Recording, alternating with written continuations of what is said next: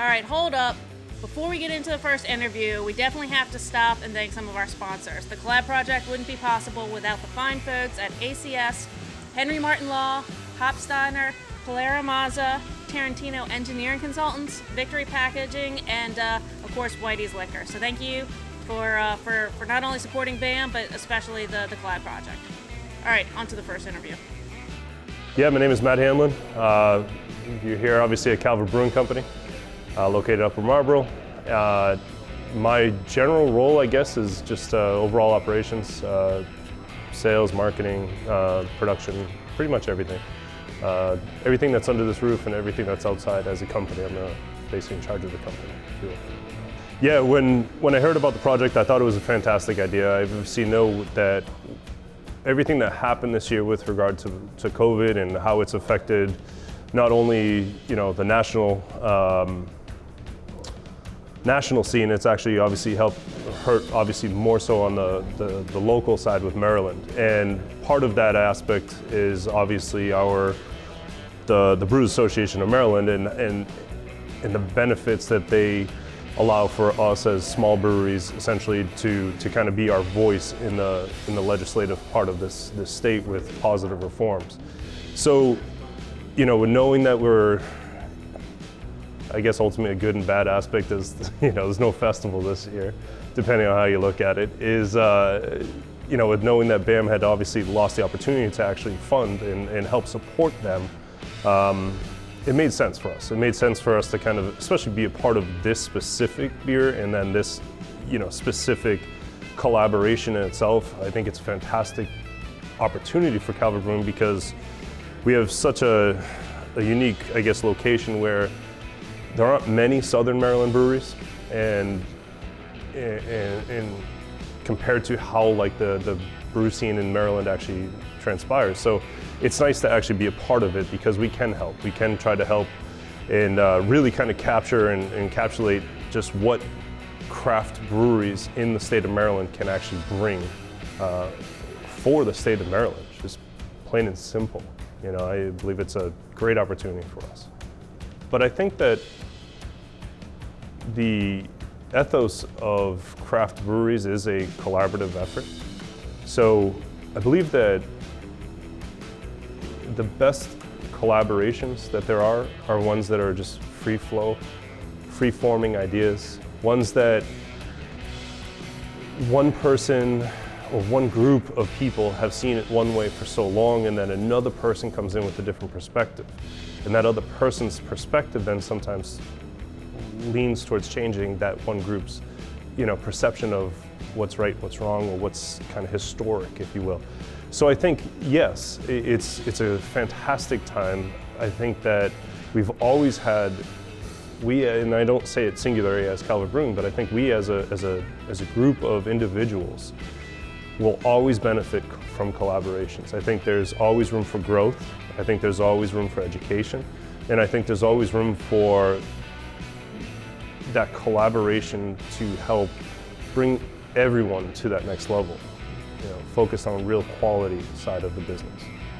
Yeah, I think it's really funny because I think it was a great idea. I think it is a great idea. I think the idea of having 4, if you will, home bases for breweries, to have 4 different unique beers that will then be available in a 4-pack to that consumer to actually be able to try 4 different beers from a large group of breweries located here in Maryland.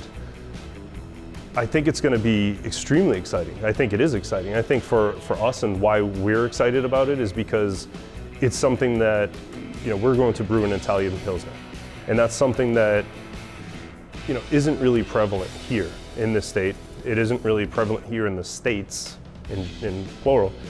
And I think it's something that's going to be unique for the consumer. And I think, quite frankly, and I know that all 4 of our beers are going to be unique.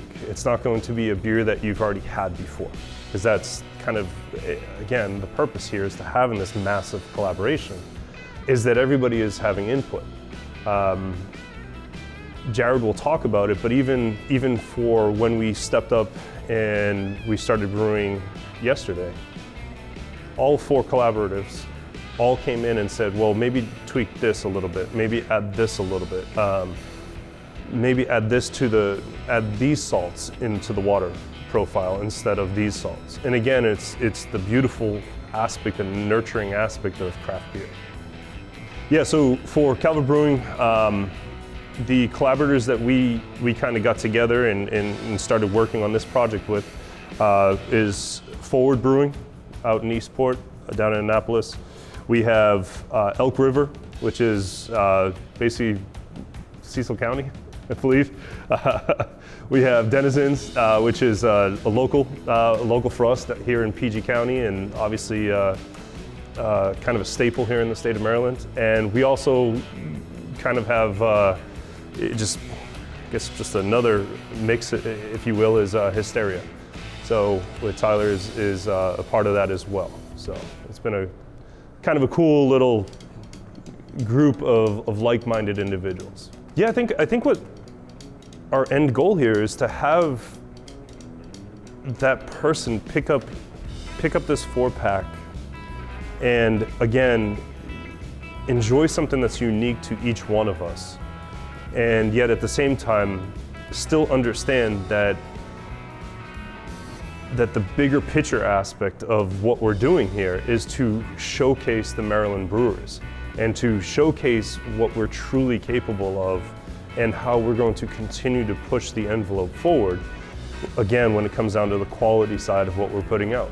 I believe in all of us that the only thing that we truly care about is putting out a product that every single one of us are completely 100% satisfied to the point where we believe that the end user, the customer, is going to truly see and feel what we're all about. My name is Jared Pulliam. I work for Calvert Brewing Company. We're here in Upper Marlboro, Maryland. We're being interviewed today by Brewers Association of Maryland. I'm the head brewer. Yeah, so we're brewing an Italian Pilsner. The Italian Pilsner was kind of made famous by Tipo Pils, which is a brewery, a beer from Italy. And it's stylistically very different than most European Pilsners in that there's like late kettle hops and even flame out additions, as well as a dry hop. And it's unfiltered. And because of this, actually, like if you ever find Tipo Pils in Europe, it's normally referred to as a Keller beer, not as a Pilsner. But here in the United States, we just kind of, collectively refer to it as an Italian Pilsner. And, it's a style that has really been catching fire. Mind you, there have been people like, Firestone who've been making it for quite some time, but as of late, it's really kind of something that people are looking for. It's hoppy, it's refreshing, there's, those nice classic noble hop notes to it, but it's something that's, got a nice bitter bite to it as well. It's honestly, like, I'm making it right now, and knowing that I really want to give it a nice lager to really make it as bright and beautiful as I can makes me sad because I really want to drink it soon and I can't. Yeah, no, it's a really, like, as far as like, we keep it very simple.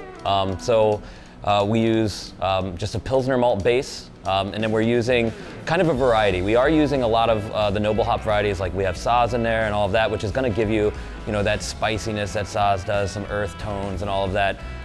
But we are actually using some kind of cool hops that will, suss out something different. Like one that we're using is Kazbek hops, which are from the Czech Republic. And those hops give you those noble notes that we're so used to in our German Pilsners and all that, but with a little bit of a lemon zest to it. And we're using that in our dry hop. And so, I think it'll be really bright, refreshing, it'll be classic, but it will also have that tiny, tiny little citrus zest to it too that I think will bring it out and make it just something that's absolutely crushable. Oh, brewers, we're so simple-minded. Honestly, if you ask any brewer what they'd like to drink, like, they're gonna tell you a Pilsner. Like, that's pretty much all we drink all day long, and a hoppy Pilsner even at that. So basically, like, the fact that this style has become so, exciting as of late is just so easy for us, because it's like, oh my God, thank God we get to make the thing that we would like to drink anyways. So essentially, we're making a beer for us, but for you. Well, because how often do you get a fine craft Italian Pils? I mean, it's not it's not very often, yet alone, I mean, it's a cool style. It's a different twist on the thing that we're all very, very familiar with. And I think that, especially this time of year, it's still warm enough out that, something crisp but with a nice bitter bite will just absolutely make it delicious. Especially when next to some of the other varieties, I think it'll be a nice balance with the pack that we're making. Oh, it's awesome. I mean, we had the other breweries, we're working with Denizens, we're working with Forward, we're working with Elk River. We had them all in-house yesterday as we were brewing it, and everybody kind of weighing in, and it's nice. It's so often like we're just kind of left to have to think it all on our own, and bouncing ideas off, that collaborative aspect is just awesome. Like, I always feel like more minds on something is just gonna always make a better product, and I'm really excited about what we've made here. I'm happy to work on a team. I mean, it's what I've always been used to. And then, sometimes like that's not available, and then, so it's just nice to work with others. And again, we were all kind of very open. So, people would have an idea, and then everybody would hear it out, and then we'd, decide, kind of how we wanted to go forward. And so, I feel it's got a little piece of all of us in it. And I think that we all learned a little bit from each other. So, I mean, I feel we have a balance there. Yeah, we're talking about a 4.9%, 40 IBU Pilsner. It won't be as crystal clear as your normal Pilsner because it is unfiltered. But by unfiltering it, not only are you going to leave like some of those really nice notes from the good Pilsner malt that we use, but you're also going to save some of that hop note that we added in the dry hop, and you won't be filtering that out.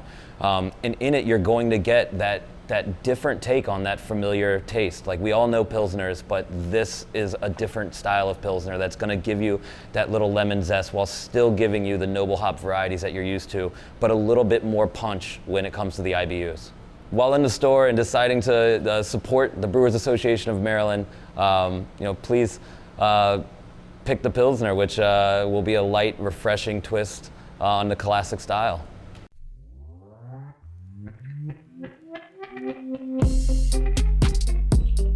Welcome to Calvert Brewing, located here in Upper Marlboro.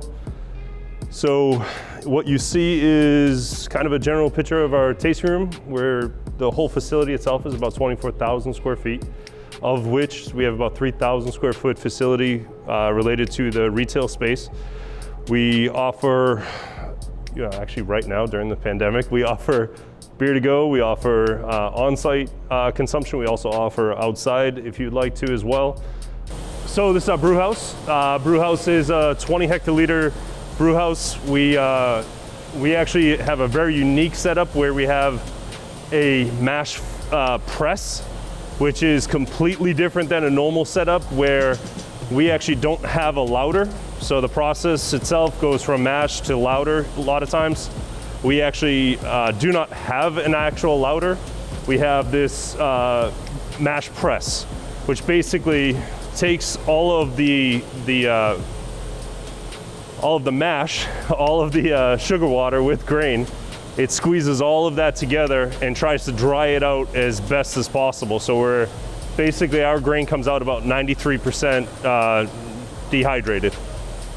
So basically right next to it, we have our cellar, which is actually closed off, and I don't want to say quarantined, but basically quarantined. So if anything does flow over, it actually is contained inside the area. But we have 6 60 hectoliter fermenters. We have 4 120 hectoliter fermenters. We have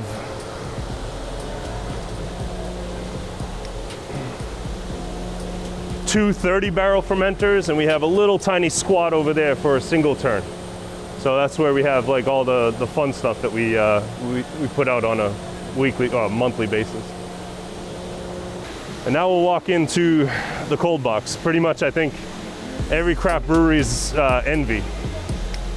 So of the 24,000 square feet, a third of it is consumed by this cold box. So, and again, this cold box is roughly 8,000 square feet. It's quite a bit of space in here.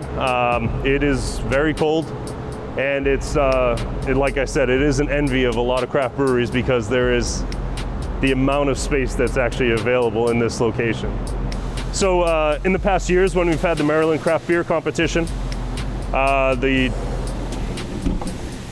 all of the applicants, if you will, all the beers have actually been stored here and then sorted out on a Saturday, usually on Saturdays. And we have, I think, about 40 testers usually come in. There's about 40 different judges that will be in here, and will use the space and spread out, you know, throughout the warehouse, and we'll actually do the annual testing. So hopefully next year we're able to get back into that, you know, fingers crossed, so that everybody can kind of have a chance again as some sort of normalcy.